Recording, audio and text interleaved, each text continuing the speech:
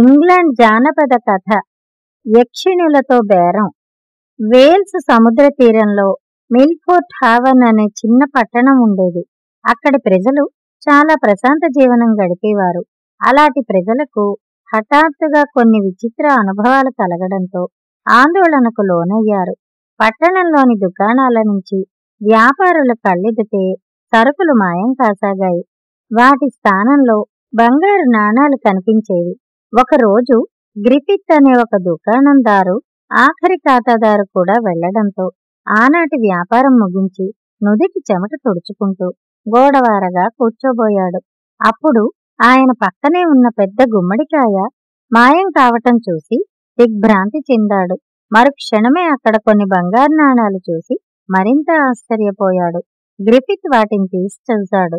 నాణాలు తళతళా మెరుస్తున్నాయి. వాటి పక్కనే ఒక చిన్న బంగారు దండం కూడా కనిపించింది. చుట్టుపక్కల కలయి చూశాడు. రద్దీగా ఉన్న ఈ దుకాణం వీధిలో దాన్ని ఎవరు పోగొట్టుకున్నారో కనుగొనలేకపోయాడు. దానిని తీసి నాణాలతో పాటు తన జేబులో భద్రపరిచాడు. మరుక్షణమే అతని కళ్లకు వింత వింత దృశ్యాలు కనిపించసాగాయి. ప్రకాశవంతమైన రంగురంగుల దుస్తులు ధరించిన బుడత జీవులు హడావుడిగా అటూ ఇటూ తిరుగుతూ కనిపించారు. ఒక్క నిమిషం క్రితం వాళ్ళక్కడ లేరు. అంతలో ఇంతమంది ఎక్కడి నుంచి వచ్చారు అని అతడు ఆశ్చర్యపోయాడు. వాళ్ళందరూ సరుకులను కొనుక్కుంటున్నట్టు కనిపించింది. అతడు తన కళ్ళను తానే నమ్మలేకపోయాడు. కలగనడం లేదు కదా అని గ్రిఫిత్ ఒకసారి తన చేతిని గిల్లి చూశాడు. కళ్ళు తుడుచుకుని మళ్లీ పరిశీలనగా చూశాడు. ఆ బుల్లి ప్రాణులను తను మాత్రమే చూస్తున్నట్టు అతడు కొంతసేపటికి గ్రహించాడు. నాకు దొరికిన ఈ బంగారు దండం కారణంగానే ఈ యక్షిణులను చూడగలుగుతున్నాను అని అతడు ఊహించాడు. ఆ యక్షిణులు అక్కడి దుకాణాలలోని తమకు కావలసిన సరుకులను, ఫలాలను, కాయగూరలను తీసుకోవటం, వాటి స్థానంలో బంగారు నాణాలను జారవదలడం గ్రిఫిత్ చూశాడు. ఇప్పుడు అర్థమైంది అతనికి అసలు సంగతి. పట్టణంలో జరుగుతున్న మాయాజాలాలన్నిటికీ కారణం మీరన్నమాట.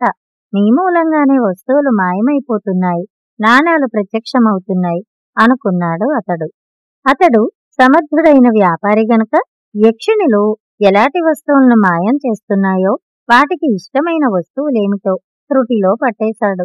మరునాడు అలాంటి వస్తువుల్ని సేకరించి దుకాణం దగ్గర కూర్చున్నాడు. దుకాణం వీధి వ్యాపారంతో రద్దీగా ఉన్నప్పుడు యక్షిణులు వచ్చాయి. అవి తిన్నగా గ్రిఫిత్ దుకాణానికి వచ్చి తమకు కావలసిన అక్కడి వస్తువులన్నిటినీ తీసుకున్నాయి. అవి దుకాణం వదిలి వెళ్లేటప్పుడు గ్రిఫిత్ పక్కన చాలా బంగారు నాణాలు పడ్డాయి. అలా తరచూ యక్షిణులు అతని దుకాణానికి రావడంతో కొన్నాళ్లకు అతడు గొప్ప ధనికుడయ్యాడు. ఒకనాడు వర్తకుడు సముద్ర తీరంలో నడిచి వెడుతుండగా దూరంలో అతనికి ఒక దీవి కనిపించింది. యక్షిణులు వాటికేసి ఎగిరి వెళ్లడం అతను గమనించాడు. ఆహా, యక్షిణుల నివాస స్థలం ఆ దీవి అన్నమాట. ఈ దండం పుణ్యమా అని వాటిని స్పష్టంగా చూడగలుగుతున్నాను అనుకున్నాడు సంతోషంగా. ఆ క్షణం నుంచే అతని మనసులో రకరకాల ఆలోచనలు రాసాగాయి. ఇల్లు చేరేలోగా యక్షిణులతో వ్యాపారాభివృద్ధి చేసుకుని అతి త్వరలో మరింత ధనికుడు కావాలని ఒక పథకం ఆలోచించాడు. సరుకులతో తిన్నగా యక్షిణుల దీవికి వెళతాను. అక్కడ నా సరుకులు కొనడానికి మరింత మంది వస్తారు. మరిన్ని సరుకులు అమ్మి మరింత పెద్ద ధనికుడైపోయి సాటిలేని వర్తకుడు అనిపించుకుంటాను అనుకున్నాడు. మరునాడే యక్షిణులు కొనే సరుకులతో ఒక పడవలో దీవికేసి బయలుదేరాడు. అక్కడికి చేరగానే తన సరుకులను దీవిలోకి చేర్చాడు.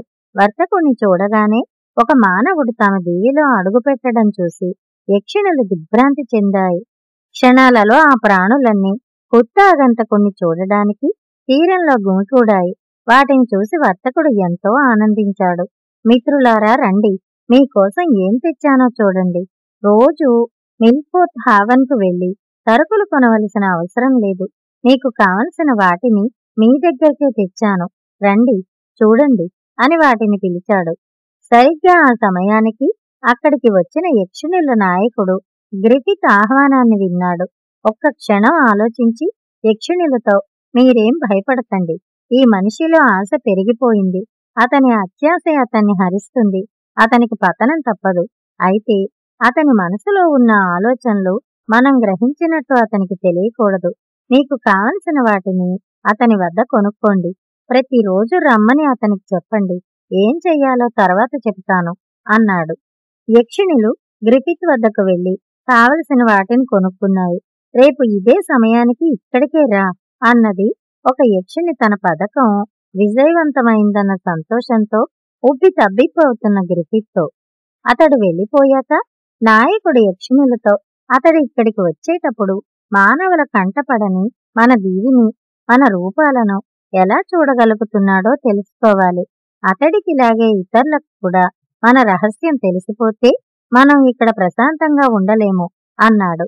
మరునాడు గ్రిఫిత్ రాగానే అతనికి యక్షిణులు ఘన స్వాగతం పలికాయి. ఇవాళ నువ్వు తెచ్చిన కూరగాయలు చాలా తాజాగా ఉన్నాయి అన్నది ఒక అందమైన యక్షిణి. అలాగా అన్నాడు గ్రిఫిత్ ఆనందంతో. అవును, మేం మనుషులకు కనిపించాం అనుకునేదాన్ని. నువ్వెలా మమ్మల్ని చూడగలుగుతున్నావు అని అడిగింది నవ్వుతూ. ఒకరోజు నా దుకాణానికి వచ్చిన మీ వారెవరో ఒక బంగారు దండాన్ని అక్కడ వదిలి వచ్చారు. దానిని నా చేతిలోకి తీసుకోగానే మీరందరూ కనిపించసాగారు అన్నాడు గ్రిఫిత్.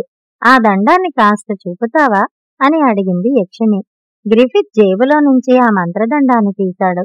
దానిని ఆ యక్షిణి తన చేతిలోకి తీసుకుని అటూ ఇటూ తిప్పి చూస్తూ, అరెరే, ఇది డైసీది. కొన్నాళ్ల క్రితం ఎక్కడో పోగొట్టుకుని డైసీ దీనికోసం తెగ వెతికింది, కనిపించలేదు అనుకుంటూ తిప్పి ఇచ్చేసింది. ఆ తర్వాత యక్షిణి దానిని గురించి మిత్రులకు చెప్పింది. యక్షిణులు దానిని గ్రిఫిత్ నుంచి తిరిగి తీసుకోవటానికి పథకం ఆలోచించాయి. మరునాడు వర్తకుడు దీవికి వచ్చి సరుకులు అమ్మాక నిన్న చూసిన అందమైన యక్షిణి అతని దగ్గరికి వెళ్లి మంచిగా మాట్లాడి తన వెంట వస్తే దీవిని చూపుతానని చెప్పింది. వర్తకుడు సరేనని బయలుదేరాడు. దీవిలో ఎక్కడ చూసినా మణులు, మాణిక్యాలు, వజ్రాలు, వైఢూర్యాలు, ఇళ్ళు కూడా నవరత్నాలతో నిర్మించబడి ఉన్నాయి. వాటిని చూడగానే గ్రిఫిత్ కళ్ళు చెదిరాయి. వాటన్నిటినీ తనకే సొంతం చేసుకోవాలనుకున్నాడు. అతడి మనసులోని కోరికను కనిపెట్టిన యక్షిణి, కావాలంటే నీకు కావలసినంత తీసుకెళ్లవచ్చు అని కొంతసేపు ఆగి, అయితే నువ్వు దానికి బదులుగా మాకేదైనా ఇవ్వాలి అంది. ఏం కావాలి అని అడిగాడు గ్రిఫిత్ ఆత్రంగా. అదే అంత గొప్పదేం కాదు అని కొంతసేపు ఆగి, నిన్న నాకు చూపావే ఒక బంగారు దండం, దాన్నిస్తే చాలు అన్నది యక్షిణి ఏమాత్రం ఆసక్తి లేనట్టు నటిస్తూ. గ్రిఫిత్ వెంటనే అంగీకరించాడు. రకరకాల మణులు, మాణిక్యాలు, వజ్ర వైఢూర్యాలు గుట్టలు గుట్టలుగా ఉన్న చోటికి యక్షిణి అతన్ని వెంటబెట్టుకు వెళ్ళింది. గ్రిఫిత్ తనకు కావలసిన అన్నింటినీ తీసి తన పడవలోకి చేర్చాడు. ఆ తర్వాత బంగారు దండాన్ని ఆ యక్షిణి చేతికిచ్చి తిరుగు ప్రయాణమయ్యాడు. అతడు పడవలోకి చేరి కొంత దూరం వెళ్లేసరికి పడవలోని మణులు కొద్ది కొద్దిగా తగ్గడం గమనించాడు. సంగతేమిటని యక్షిణిని అడగడానికి వెనక్కి తిరిగి చూశాడు. ఒక్క యక్షిణి కనిపించలేదు. ఆగ్రహావేశంతో ఊగిపోతూ అరిచాడు. కాని అంతలో అక్కడ యక్షిణుల దీవి కూడా కనిపించలేదు. బంగారు దండం లేకుండా తాను యక్షిణులను చూడలేనన్న సంగతిని అతడు అప్పుడు గ్రహించాడు. ఒట్టి చేతులతో చెప్పరాని బాధతో ఇల్లు చేరిన గ్రిఫిత్కు ఆ తర్వాత ఎన్నడూ యక్షిణులు కనిపించలేదు. కథ సమాప్తం. కథ కంచికి, మనం ఇంటికి.